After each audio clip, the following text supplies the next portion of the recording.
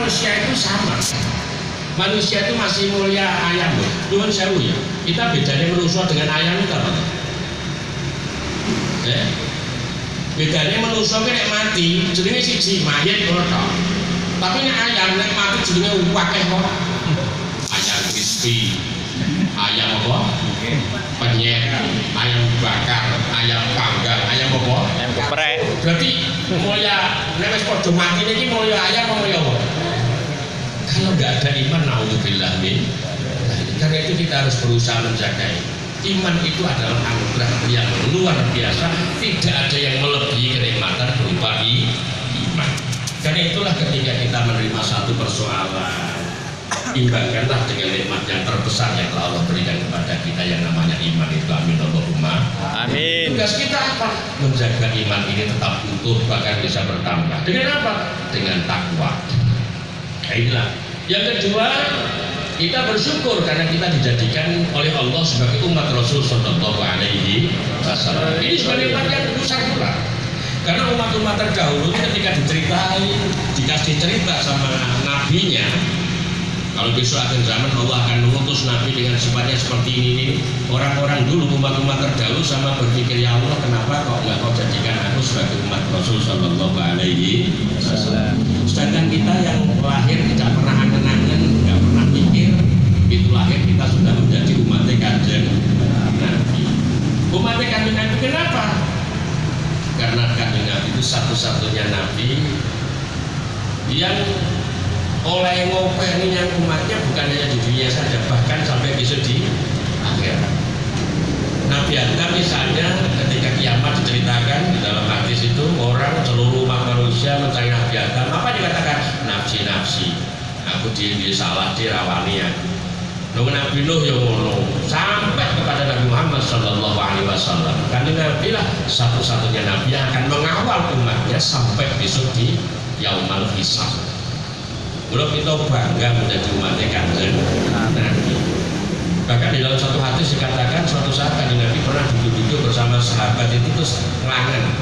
Kalau orang Jawa katakan ngelangen terus meneng terus ngomong, aku kangen karo dulur-dulurku. Sampai 3 kali. Sahabat itu ngomong, ya Rasulullah, apa kita yang berada di sini nggak sahabat, nggak saudara penjenengan? Apa kata Rasul? Enggak, awak itu sahabat-sahabat. Sinten Kanjeng Nabi yang jenengan akoni derek. Apa kata Kanjeng Nabi? Yaitu orang-orang yang tidak sezaman hidup dengan saya, tidak pernah ketemu dengan saya, tapi dia beriman terhadap apa yang saya bawa. Itu adalah saudara-saudara. Berarti kita semuanya ini Kanjeng Nabi itu luar biasa. Mula kita itu kan orang yang hidup sudah 1400 tahun dengan zaman kehidupan Rasul Sallallahu Alaihi Wasallam. Jangankan melihat, jangankan bisa mendengar suaranya, ngipi ra tau. Halo. Kita yang ngipi rata-rata ngipi petuk malampir. Tidak ngono petuk orang-orang petuk. Karena ngipi itu Kanjeng Nabi itu satu anugerah loh, Mas. Di dalam kita dikatakan satu-satunya manusia yang tidak bisa diserupai itu Kanjeng Nabi. Setan itu masih bisa nembok. Misalnya sampean kok ngipi petuk bae sampean, petuk guru sampean, itu bisa jadi itu adalah setan sing nembok di dalam mimpi panjenengan. Lah bedanya apa? Kalau itu setan pasti dia akan ngajak elek. Misalnya sampean dipethiki karo bae. Terus mati misalnya. Tuh, awakmu tenang le, aku iki wis sowan pangeran, awakmu gak usah ibadah, wis beres wis tak tanggung. Setan iki berarti. Halo. Pokoknya kalau aja elek itu berarti balik itu gurumu sendiri. Ke guru, kita punya guru, punya wali sekalipun, itu setan masih bisa nembok, Mas. Tapi nek Nabi tidak bisa nembok. Dan dikatakan orang yang ketemu Kanjeng Nabi sampai dia bisa salaman, musafah dengan Kanjeng Nabi, itu tandanya apa? Tangannya wangi sampai 3 dino ora iso diubah. Wangi ini wangi khusus, jadi diubah model iki gak iso ilang. Jadi nek sesuk kan kamu cerita aku dek mimpi Kanjeng Nabi, foto Kanjeng Nabi sampai salaman, cekel tangannya yang rambut terasi wis sakarah berarti. Ora bener. Maknanya apa? Ini nggak bisa dibohong. Jadi kita itu orang yang tidak pernah ketemu Kanjeng Nabi, tidak pernah mendengar suaranya, kita hanya mendengar ceritanya, gitu loh. Ya kan? Ya kita dibaca secara kehidupan Kanjeng Nabi melalui maulid tiba berjanji dan sebagainya, itulah sekelumit cerita. Tapi nyatanya kita ada kerinduan yang luar biasa. Ini merupakan satu anugerah yang luar biasa yang Allah berikan kepada kita, dijadikannya kita sebagai umat Rasul Sallallahu Alaihi Wasallam. Mohon maaf, umat dulu itu berat-berat syariat. Memang secara ibadah mungkin waktunya hanya, misalnya ya, Nabi Adam itu sholatnya hanya sekali dalam satu hari satu malam, namanya sholat subuh. Nabi Adam bersama umatnya, putu-putuman. Ada yang Nabi itu sholatnya hanya asar, ono sing maghrib, ono sing isya. Jadi 5 waktu ini dijadikan kewajiban untuk umat Muhammad Shallallahu Alaihi Wasallam. Tapi dalam sisi tobat beda.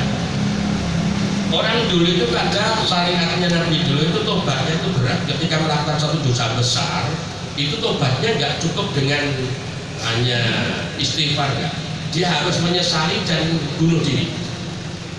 Dia ada yang tobatnya caranya itu ketika dia melakukan dosa besar, dia berada di tebing, kemudian istighfar terus mencolot. Jadi yang bertobat dia mati. Mematikan Nabi bunuh diri dosa besar. Halo, jangan pernah berpikir untuk bunuh diri. Bunuh diri dosa besar. Kenapa? Sebesar apapun dosa kita, kata Allah masih besar ampunannya Allah Subhanahu wa Ta'ala. Orang katakan orang berbuat maksiat kemudian tidak ada yang tahu, itu bentuk kasih sayang Allah. Belum gak ada diceritakan loh. Mohon maaf mas, ini satu hal. Enek uang melakoni perbuatan maksiat, orang ngomong roh, itu berarti bentuk kasih sayang Allah kepada si hamba tadi supaya segera kembali kepada Allah. Belum gak oleh nyeritakan amarahnya, gak oleh. Sampeyan petuk kanca terus sesuk awak kula lemes kabeh ngiper ngombe tak 5 botol lalu gelosor. Lah ana wong takon kok cerita lho. Dosa. Ketika Anda berbuat maksiat dan tidak ada yang tahu, itu adalah bentuk kasih sayang Allah kepadamu. Supaya apa? Supaya kamu segera kembali mohon ampun kepada Allah. Menceritakan nggak boleh. Aku lemes kabeh kan remeti rondo 5 gitu kabeh. Orang kok cerita itu dosa yang besar itu ketika dia melakukan dosa kemudian ditutupi oleh Allah aibnya kemudian diceritakan, itu dosa besar. Sama ketika kita melakukan amal kebaikan pun nggak perlu kita ceritakan. Kalau itu hubungan dengan Allah, kalau hubungan dengan manusia misalnya sedekah untuk memotivasi orang lain bisa. Niat tinggal niatnya kan, dia konco kita kok sedekah hanya sampean sedekah mbok ketono supaya memotivasi dia mau sedekah boleh itu. Tapi kalau misalnya urusan-urusan yang hablum minallah, sampean tahajud bengi rasa mbok critakno. Sampean terus iso ngomong masa poso kabeh dhewe bengi bar tahajud 200 rakaat. Lha opo mbok critakno? Malah nanti timbul sifat apa? Ujub riya. Nah, ini kasih sayang Allah untuk umat Rasul Sallallahu Alaihi Wasallam. Karena itu kita bersyukur betul dijadikan umat Nabi. Sakira menjadi dosa masih mendapat satu harapan, apa itu? Syafaat kanjeng. Kalau kita saat sekarang mau masuk surga kok mengandalkan yang amal kita harus angel mas. Angel. Halo. Ya satu harapan kita mudah-mudahan kita termasuk orang yang diakui sebagai umat beliau. Amin Allahumma. Amin. Sehingga sebesar apapun dosa kalau kanjeng Nabi yang mohon kepada Allah selesai. Amin Allahumma. Amin. Nah ini satu hal yang luar biasa. Bayangkan umat-umat dulu. Kalau misalnya ada orang yang nggak ingkar langsung diteror oleh Allah. Umat Nabi Nuh beres habis. Umat Nabi Musa, umat Nabi Lot jelas. Begitu dia ingkar terhadap apa yang dibawa nabinya habis. Tapi umat Nabi dijamin oleh Allah. Apa kata Allah dalam Quran? Bismillahirrahmanirrahim. Wa ma kana Allahu liyu'adzibahum wa anta fihim wa ma kana Allahu mu'adzibahum wa hum yastaghfirun. Muhammad, sekali-kali Allah tidak akan menyiksa umatmu selagi kau masih bersama mereka. Ya Allah, kalau besok saya sudah meninggal dunia, di mana nasib umatmu? Allah jawab lagi, wa ma kana Allahu mu'adzibahum wa hum yastaghfirun. Allah tidak akan menyiksa umatmu selagi mereka masih ada yang istighfar mohon ampun kepada Allah. Jadi orang itu kalau dia tidak benar kok dikumpul karo ngape, insya Allah wong ngape katut aman. Amin Allahumma. Amin. Kalau nggak ada umat dulu dintek loh. Sing iman selamat, sing iman tek. Kalau kita masih dijamin. Amin Allahumma. Amin. Saya Saya sering cerita, umat Nabi Musa itu ada hari yang dimuliakan itu hari Sabtu, namanya hari Sabat. Hari Sabat itu bedanya kalau umat Islam hari yang dimuliakan hari Jumat, tapi kita masih bisa beraktivitas. Hari Jumat itu yang tidak beraktivitas hanya mulai setengah jam sebelum mancing Jumat sampai selesai sholat Jumat. Sebelum itu masih bisa beraktivitas. Nah, umatnya Nabi Musa hari yang dimuliakan hari Sabtu, tapi berat. Karena apa? Mulai seringnya muncul pagi hari itu sampai seringnya surut, dia tidak boleh beraktivitas apapun selain untuk tafakur di rumah. Abot-abot 12 jam loh mas, meneng no omah kali apa-apa, dibujuk kali kelonan. Halo?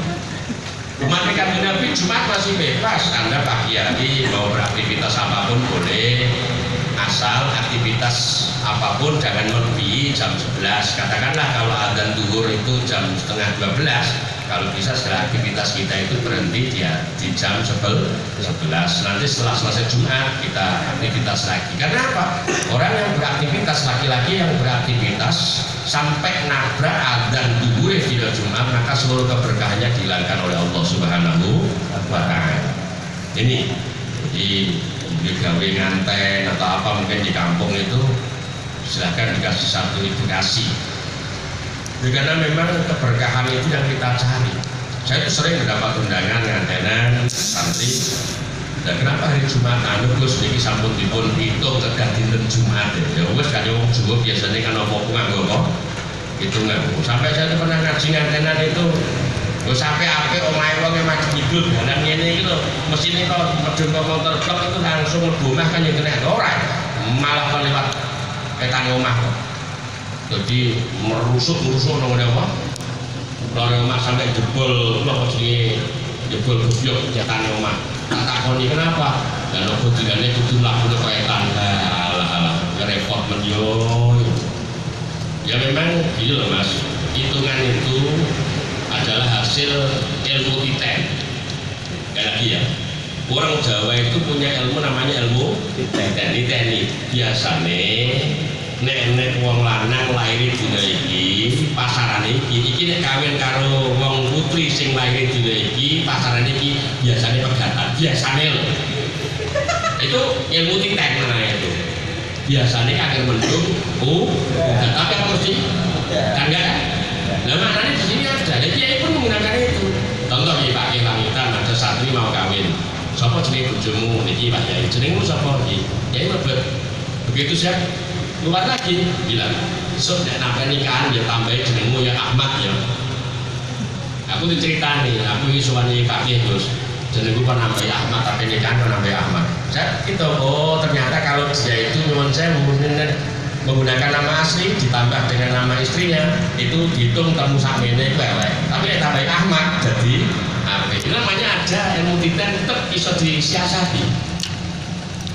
Saya itu pernah loh punya santri itu perempuan cantiknya luar biasa. Tapi bapak itu jongke pol seneng nggak bocah lanang, kok senenge. Iki nek sampai tak lamar lho mesti dadi masalah ngene gak cocok. Tak takoni sing putri, Mbak, lairmu dina apa pasaran iki dina apa kudu tenanan lho sampeyan jeneng insyaallah selamat. Akhirnya kenapa? Sudah 6 kali tak lamar lo tolak kabeh. Umpamane. Akhirnya si perempuan ini bilang sama saya, "Nyuwun sewu Pak Yai dina lair kula dinten iki pasaran iki. Aku budal wis waras. Golek mbae dhuwit." Takon, Mbah, iki ana wong wedok jenenge iki laire dina iki pasaran iki. Iki nek cara wong lanang sing paling cocok laire dina apa pasaran apa? Sok minggu aku rene. Bareng minggu ono anu Gus. Apa iki nek petuk wong lanang sing laire dina iki pasaran iki mesti paling apik, mesti direne. Wis, hari tentukan saya lamar, tak dono. Lah itu ngene apa jenenge kakane nggone ijazah kok laire dina iki pas halak ku dhewe ngawur Mbah. Kuwi dhewe pae takone pokoke saonone sing penting bener catetane ya iki. Langsung ditampa kok. Halo. Yo carane gampang nek disiasati ya. Saya pernah juga ngelamar ke santri, kebetulan si perempuan itu ayahnya namanya ya Allah, si ayahnya si laki-laki namanya Mangkur. Lah sing lanang jenenge Mustafa.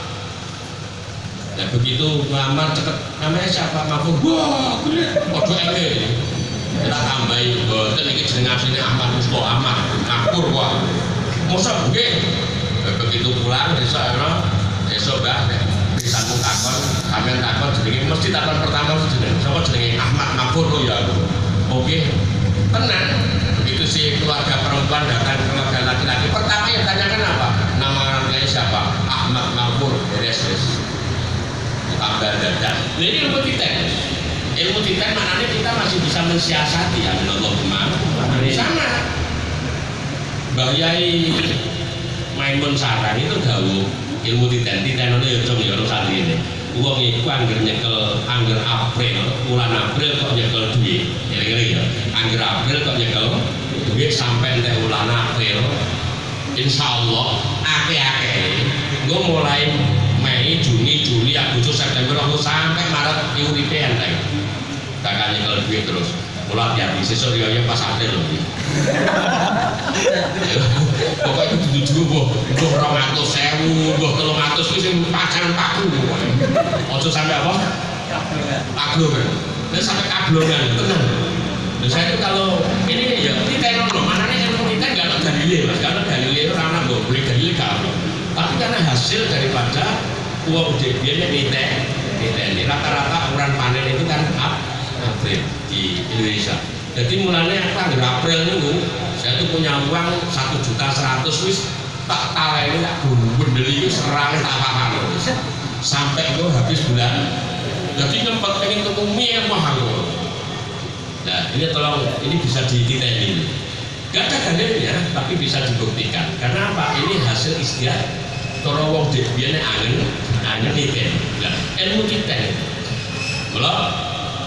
Kalau mati Kanjeng Nabi hari yang dimuliakan hari Jumat kita masih bisa beraktivitas pagi hari maupun di siang hari. Sing penting antara jam 11 sampai selesai sholat Jumat itu kita tidak beraktivitas apapun. Bahkan ketika seorang khotib sudah naik mimbar terus ada transaksi, seorang laki-laki bertransaksi sedangkan khotib sudah naik mimbar, itu hukumnya haram. Tapi transaksinya sah, tapi hukumnya haram. Halal tapi nyuwun saya haram itu ora barokah. Misalnya mas-mas iki puasa terus mari ngono turu lah tangi-tangi wis ayu panas cepet-cepetan wudu terus karepe nggo dhuwit 5.000 sangu dadak kleru 100. Kan rupane padha to. Abang karo mlaku cepet-cepetan duh berapa 100. Tapi di bono kalen kan gedean ya tadi. Rata-rata sangu piro? Akhirnya karena melaku manut ke masjid ono toko terus mampir sampean tuku rokok terus apa sing kurang brendel 100.000 oleh susuk 50.000 20.000 puluhan 5 terus ono 2.000 itu sing boleh-boleh sing ndi berdua wis sing penting lebono amin Allahumma amin nah pokoknya penting lebono kebaikan itu tidak dilihat daripada masalah besar kecilnya tapi mudawamah. Saya katakan hadis Kanjeng Nabi ahabul amal indallah adwamuha wa indallah. Ngamal ku sing paling disenengi Gusti Allah langgenge terus menerus senajan amal iku mung titik. Halo. Jadi senajan 2.000 ya terus berjumat. Lah iki nek sak tahun itu 54 Jumat ditulis terus. 108 to. Ditambah riyo ping pindho. Tambah 4.000 terus. Tapi yang gajian ya jorong ewu tuh tambah lah ini kalau sing minimal ada tambahan amin Allahumma amin soro nek sampeyan kok istiqomah 2.000 malaikat senyata tuh paling dulu buru-buru jadi laki Ponorogo adalah paling kadang loh jadi kadang-kadang juga kaget di malaikat barang duh kemarin jadi rojo lumayan. Jadi ini satu hal yang penting kita sampaikan. Nah, akhirnya kapan Gus? Ini kalau puasa, insya Allah kalau Muhammadiyah sudah memutuskan puasa Ramadan tahun ini jatuh dari tanggal 11, harinya Senin Pahing. Kalau pemerintah ya nanti tanggal 10 itu sampai nggak usah bingung-bingung, rasa biye-biye. hari Ahad Legi itu tanggal maghrib sampai nonton TV kan ada di bawah tangan biasanya sedang berlangsung sidang isbat. Nah, kalau nanti pemerintah memutuskan ternyata ada yang bisa rukyah berarti ya podo senene ya monggo. Kalau nanti ternyata tidak ada yang bisa melihat bulan di seluruh Indonesia ya otomatis nanti Saban rupae digawe 30 berarti posone ya Selasa pon.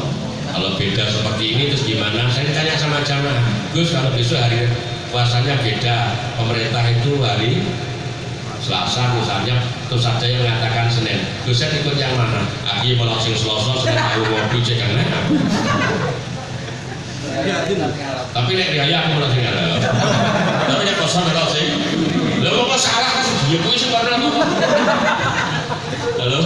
Jadi penak kok rasa digawe angel-angel. Ora ikut itu paling enak toh.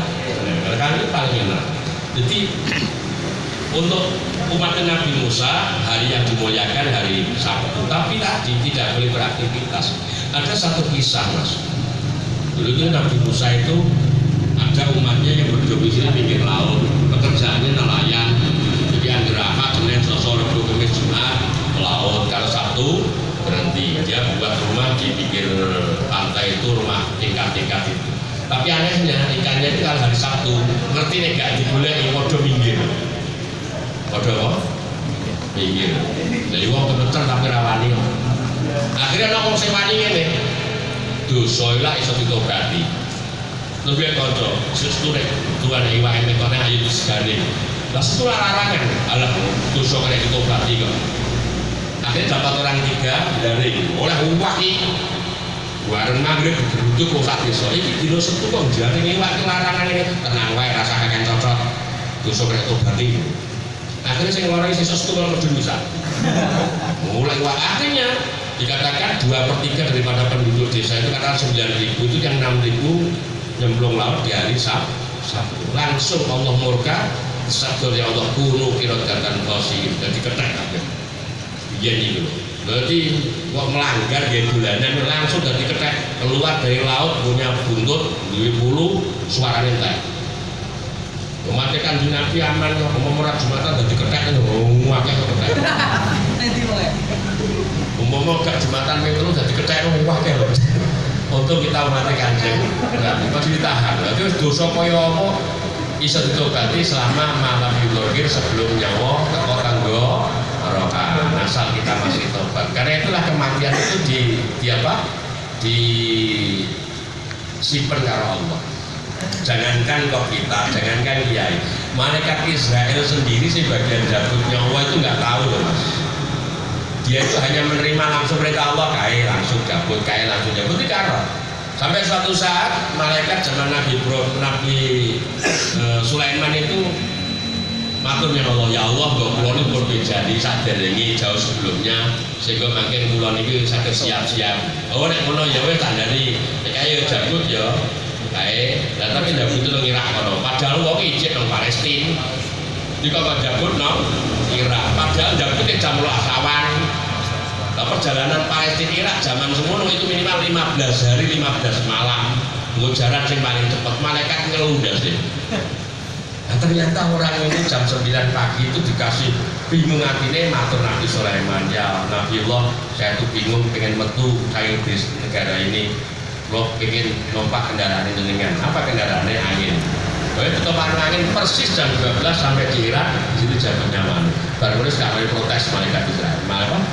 Malaikat Israel bagian pokoknya perintah ya jabut.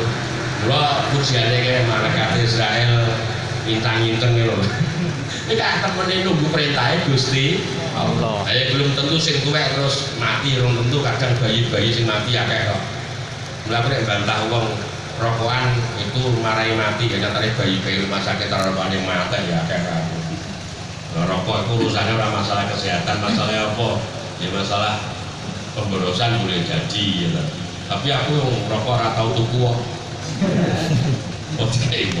Jadi intinya syukur kedua kita dijadikan umat Kanjeng Nabi. Syukur ketiga kita dijadikan manusia. Karena manusia itu ada begitu tidak dihidupkan oleh Allah dia tidak akan meninggal sampai kapanpun. Nah, orang meninggal itu hanya pisah jasad dengan roh. jasadnya tetap hidup, jasadnya dikubur, rohnya tetap hidup. Bisa akan kembali lagi di hari kiamat. Kalau dia mendapat rahmat Allah berarti swarga, orang neraka. Kalau hewan enggak, selesai begitu dia besok yamal hisab. Ono pitik nang dunya angger tarung menangan sesuk duripno terus tarung dikalahno bareng dihilangkan oleh Allah, selesai. Tapi kalau manusia masih ada. Kalau kita yang oleh Allah sudah digadang-gadang menjadi penduduk surga ini, kehidupan dunia harus nomor 2, yang paling penting akhirat.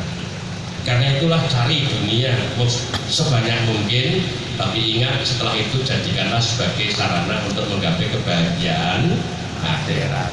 Karena kita sudah digadang oleh Allah.